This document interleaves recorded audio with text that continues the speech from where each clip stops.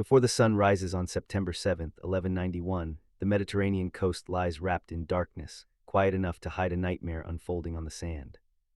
The sea whispers calmly to the shore, but just inland, death is already awake. 20,000 crusaders stretch across 12 miles of scorched coastline, trapped between the endless water and unseen enemies. Their marching line is so thin and fragile that one well-timed strike could shatter it into broken, helpless pieces. With every step south from Acre, they move deeper into Saladin's carefully laid snare. By sunrise, the air itself turns against them. The heat climbs to 110 degrees Fahrenheit, and the sand burns beneath their boots. Knights sealed inside 80 pounds of steel armor begin to cook inside their mail like meat locked in an oven. Sweat blinds their eyes, breath becomes painful. Horses collapse every quarter mile, legs folding beneath them, lungs giving out. Their riders are forced to leave them behind and march on foot, or lie down beside them and die. Picture the scene. A Crusader knight stares into a wavering horizon, where heat bends the air into dancing mirages.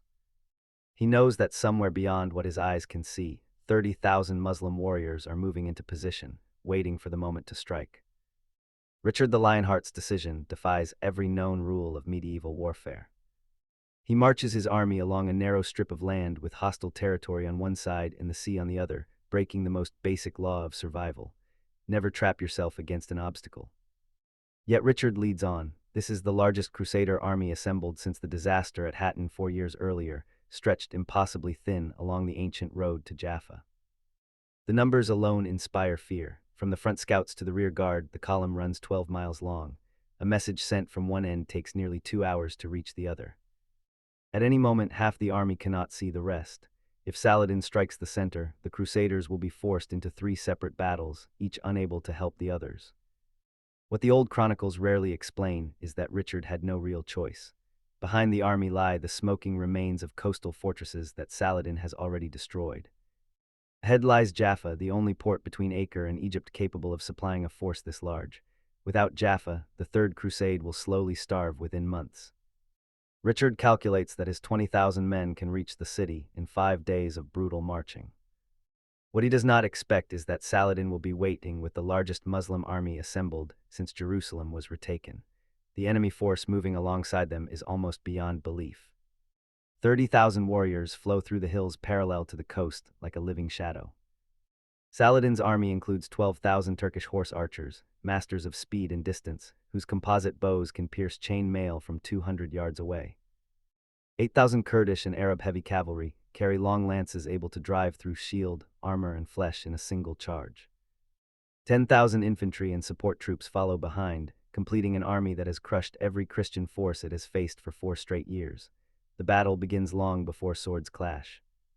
Each morning, Crusaders wake to the deep thunder of Muslim war drums echoing from the hills.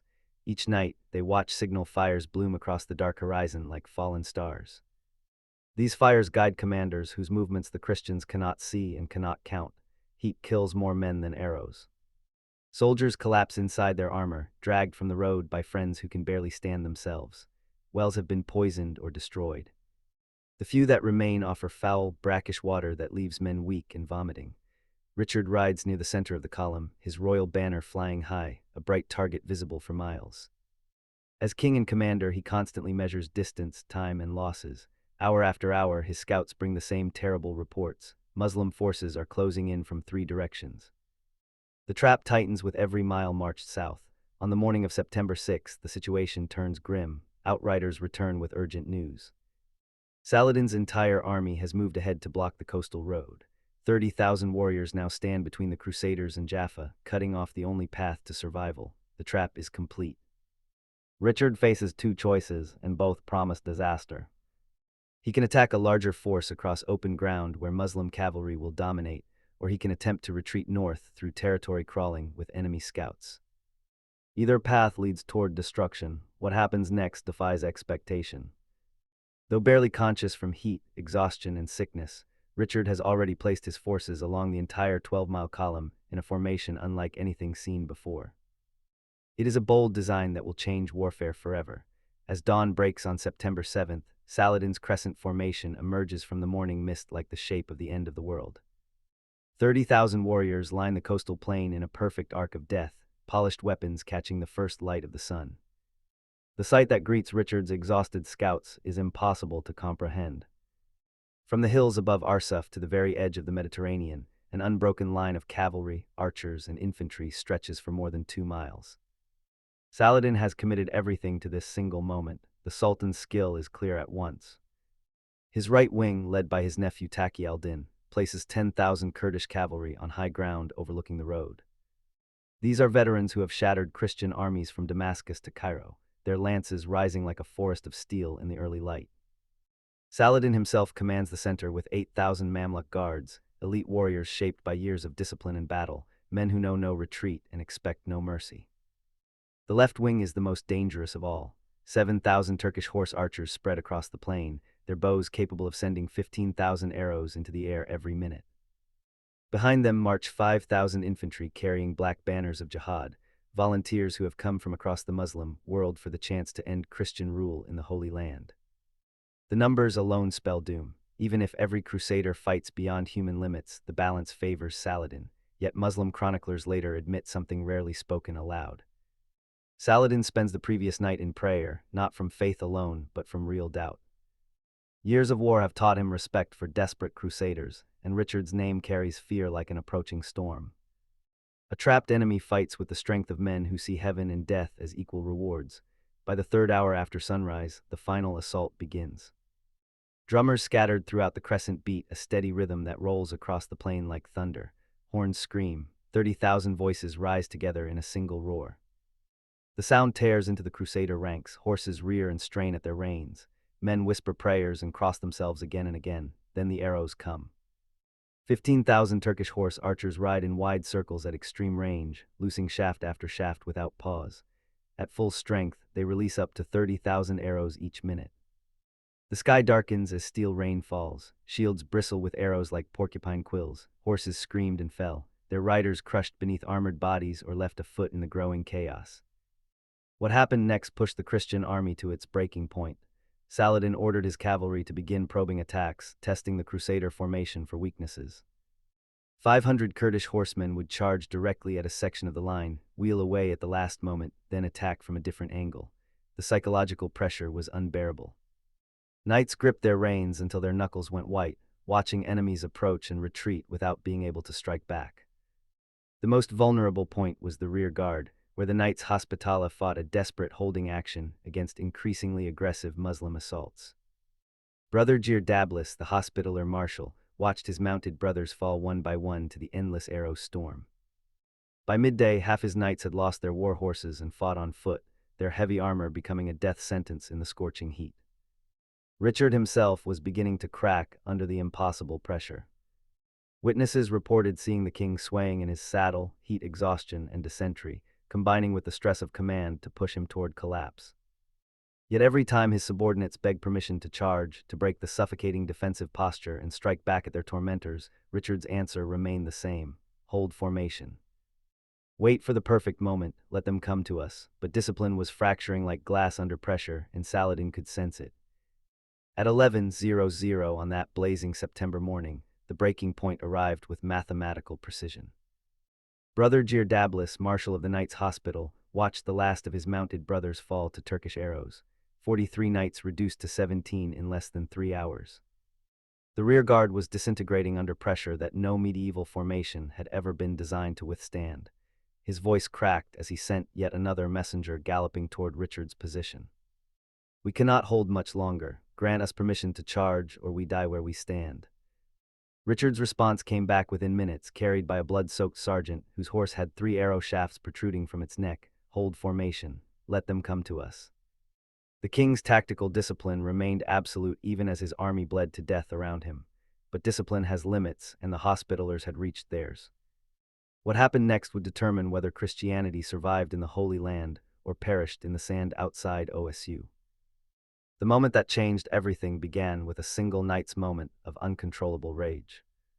Brother Baldwin of Cairo, watching his comrades die under the endless arrows storm, while forbidden to strike back, finally snapped. Sources differ on his exact words, but the Itinerarium Regis Riccardi records him shouting something that roughly translates to, "God wills it that we die like warriors." Not cattle, he spurred his warhorse forward, alone, directly into the mass ranks of Taqi Align's Kurdish cavalry. The psychological effect was instantaneous and catastrophic. Seeing one of their brothers charging to certain death triggered an emotional avalanche among the Hospitallers. Marshal Gier's desperate shouts for order disappeared beneath the thunder of hooves as 300 knights broke formation simultaneously. Not a planned charge, not a tactical decision, but pure battlefield fury made manifest in steel and horse flesh. Here's where legend meets reality. Every military manual written for the next 2 centuries would describe what followed as impossible. 300 heavy cavalry acting without coordination or support, smashing headlong into 10,000 disciplined Muslim warriors should have resulted in immediate annihilation. The mathematics were ludicrous. Yet within 30 seconds of impact, Taki Alan's right wing began to collapse. The secret lay in timing and terrain that Richard had been calculating all morning. Saladin's crescent formation, perfectly positioned for archery harassment, proved catastrophically vulnerable to sudden close assault. The Kurdish cavalry, spread thin across nearly a mile of front, couldn't concentrate enough spears to stop the Christian wedge. Turkish horse archers, deadly at range, found their composite bows useless in melee combat against opponents in full mail armor. Most critically, the Muslim formation had no depth.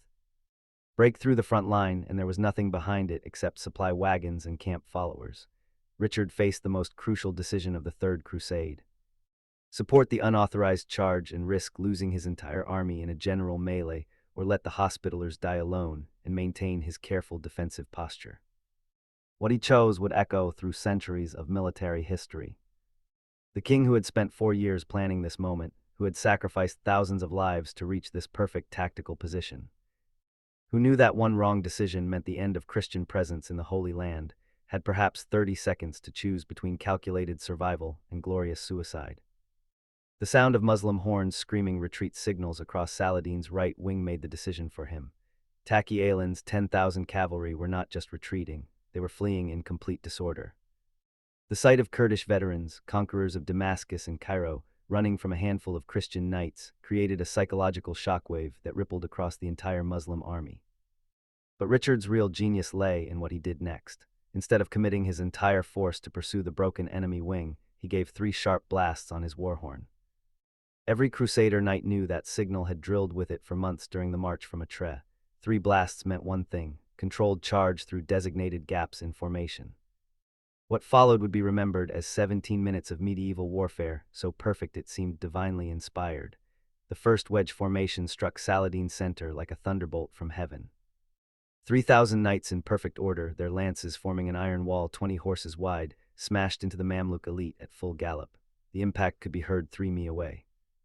Horses screamed, steel shrieked against steel, and 8,000 of Islam's finest warriors discovered that 4 years of unbroken victory meant nothing against this new kind of warfare. Within 60 seconds, Saladin's impenetrable center had been punched through like parchment. Richard himself led the central wedge, his royal banner streaming behind him as he carved a bloody path through the Mamluk ranks. The Lionheart's blade rose and fell with mechanical precision, each stroke calculated to kill or maim. His household knights followed an arrow formation, their lances finding gaps in Muslim armor with devastating accuracy. Behind them rode the flower of French nobility, 300 knights who had sworn to reclaim Jerusalem or die in the attempt. Their war cries echoed across the battlefield, Deus vult, God wills it. But the real devastation came from tactical innovation that Saladin had never encountered. The Templar wedge, 200 knights strong, struck the Muslim left wing at precisely the moment when Turkish horse archers were repositioning to avoid the central charge. Caught between formations, unable to use their bows effectively, the Turks found themselves fighting a close-quarters battle they were never trained for. European swords designed to crush through mail and bone made short work of the lighter armor favored by horse archers. The mathematics of destruction were staggering. In the first 5 minutes of contact, 1,500 Muslim warriors lay dead or dying. The casualty exchange rate was catastrophic for Saladin's forces. Each fallen knight was immediately replaced by the man behind him, maintaining the wedge's momentum. Each fallen Muslim created a gap that allowed Christian lances to penetrate deeper into the formation. Saladin watched from his command hill as decades of careful recruitment and training disappeared in a storm of steel and horse flesh. Here's what Islamic chroniclers tried to hide about those 17 minutes. The psychological collapse was instant and total. Warriors who had conquered Jerusalem, who had broken Christian armies from Egypt to Syria, began fleeing without orders. Saladin's personal Mamluks, men who had sworn to die rather than retreat, abandoned their posts and rode for the hills. The Sultan found himself virtually alone, his command structure evaporating as panic spread like wildfire through the ranks. The pursuit became a massacre. Richard's disciplined charge transformed into a hunting expedition, as broken Muslim cavalry streamed across the plain in complete disorder. Knights who had endured 3 hours of aerial bombardment finally had targets they could reach, and their vengeance was absolute. Turkish horse archers deadly at range, but helpless in close combat, died by the hundreds as they tried to reach the safety of the hills. Taki Alan's wing, already shattered by the Hospitaler's unauthorized charge, disintegrated completely when struck by fresh Crusader reserves. 7,000 Kurdish cavalry, the pride of Saladin's right wing, ceased to exist as an organized force. Their commander himself barely escaped, abandoning his war banner and personal equipment in his desperate flight toward Damascus.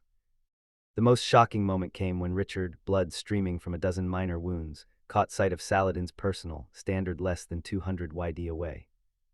For 30 seconds, the fate of the Third Crusade hung in the balance as the English king spurred his warhorse toward the Sultan of Egypt and Syria.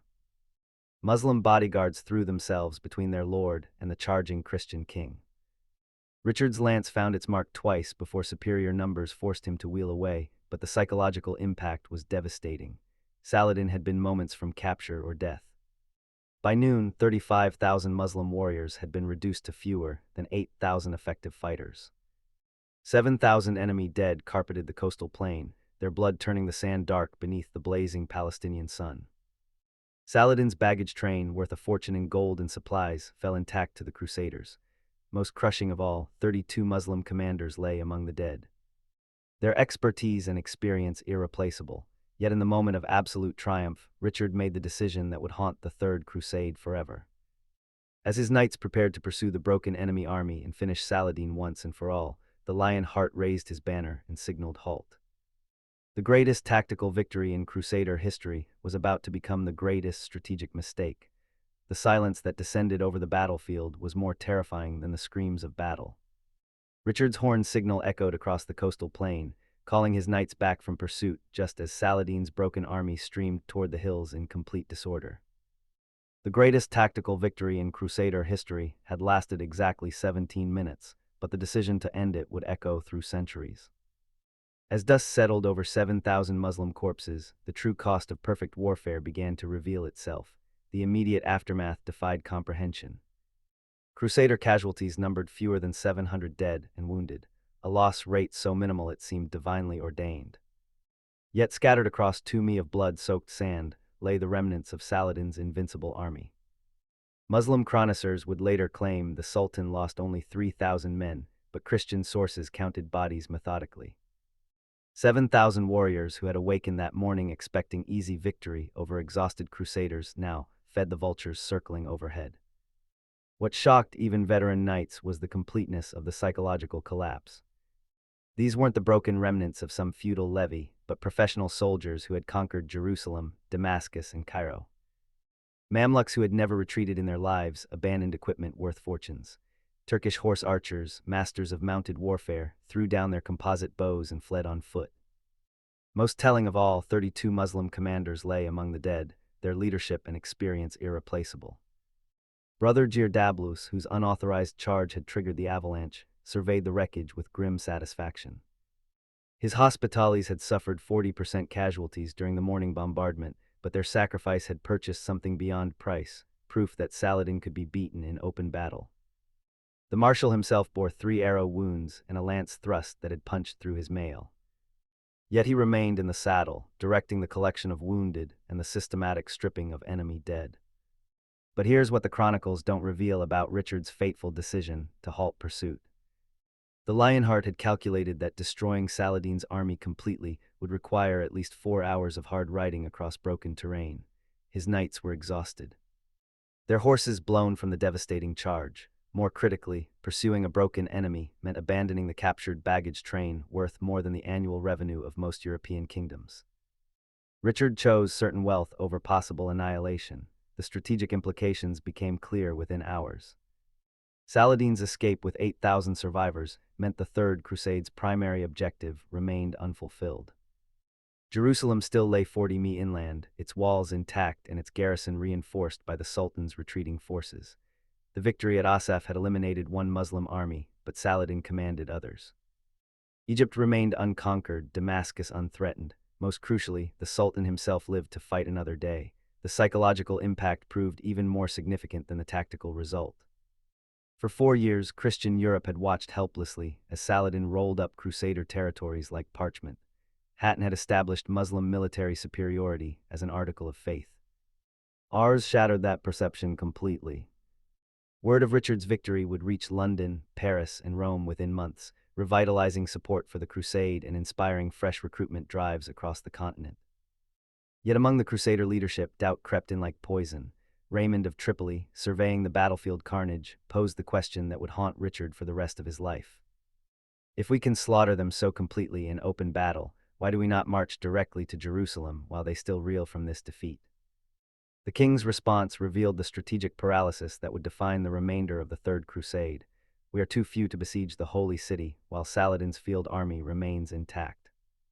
The cruel mathematics were inescapable. Richard could win every battle, but he could not win the war. Saladin would learn from Ars, avoiding pitched battles while bleeding the Crusaders through attrition and harassment. The Sultan had lost an army but preserved his kingdom. The Lionheart had achieved the impossible, but gained nothing beyond a single day's glory. As evening fell over the coastal plain, smoke from burning enemy equipment filled the air with the acrid smell of victory turned Pyrrhic. The king, who had crushed 30,000 warriors in 17 minutes, discovered that some triumphs contain the seeds of ultimate defeat. The ripple effects of those 17 minutes would determine the fate of Christianity in the East for the next 7 centuries. Within days of the victory, Richard's army captured Jaffa without resistance, establishing the crucial supply base he had risked everything to obtain. But Saladin, bloodied and humiliated, had learned the lesson that would ultimately save his empire. Never again would he offer pitched battle to concentrated Crusader forces. The Sultan, who had built his reputation on military audacity, transformed overnight into a master of defensive warfare and strategic patience. The tactical revolution unleashed at Ars spread across medieval Europe like wildfire. Richard's coordinated wedge formations, combining disciplined infantry with precisely timed cavalry charges, became the template for every major military power.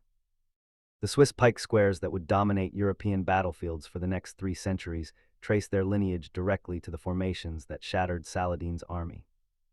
Militaramies from Paris to Vienna still study the Lionheart's perfect timing.